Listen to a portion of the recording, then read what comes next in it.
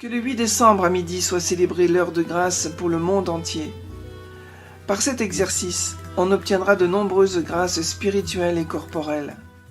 Apparition de la Vierge Rosa Mystica à Monticari, en Italie du Nord.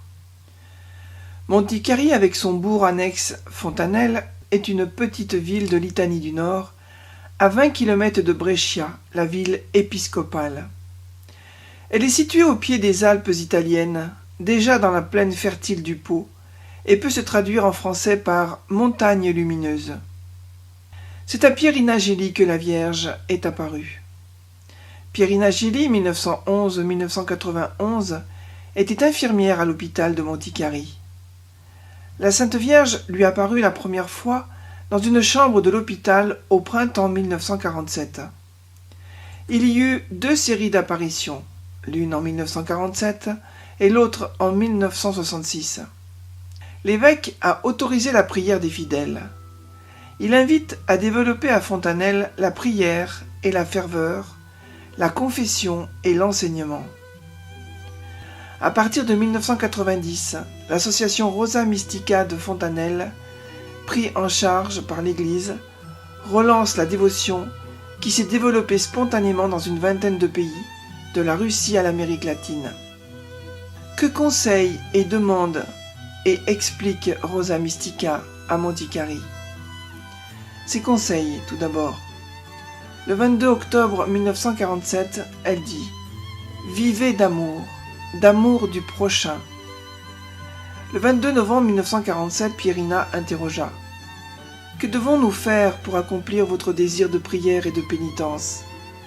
La Vierge répondit pleine de douceur « Prière, pénitence, cela veut dire accepter toutes les petites croix quotidiennes et aussi accomplir le travail en esprit de pénitence. » Et le 7 décembre 1947, que le Seigneur soit loué.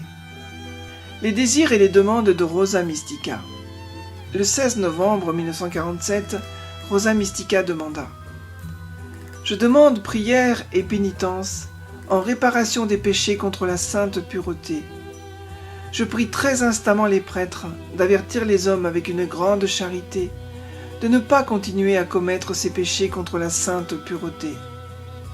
Je donnerai mes grâces à tous ceux qui coopéreront à expier ces péchés. » Pierina interrogea « Nous sera-t-il alors pardonné ?»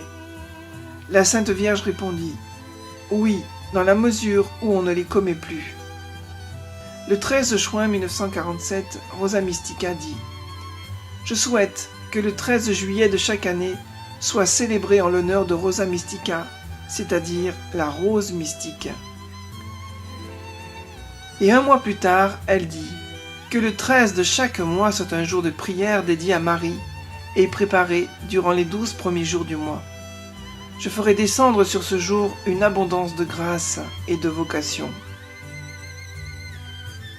Le 6 août 1947, Marie demanda « Que le 13 octobre soit le jour de l'union mondiale de la communion réparatrice. » Le 8 décembre 1947, Marie demanda « Que le 8 décembre à midi soit célébrée l'heure de grâce pour le monde entier.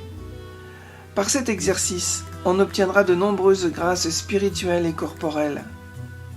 Notre Seigneur, mon divin Fils, accordera sa très grande miséricorde pour autant que les bons continueront à prier pour les pauvres pécheurs. Qu'on veuille faire part le plus vite possible au pasteur suprême de l'Église catholique, le pape Pie XII, que c'est mon souhait, que cette heure de grâce soit connue et diffusée dans le monde entier. Celui qui ne peut pas se rendre à l'église doit prier chez lui à l'heure de midi, de 12h à 13h, et il recevra alors mes grâces.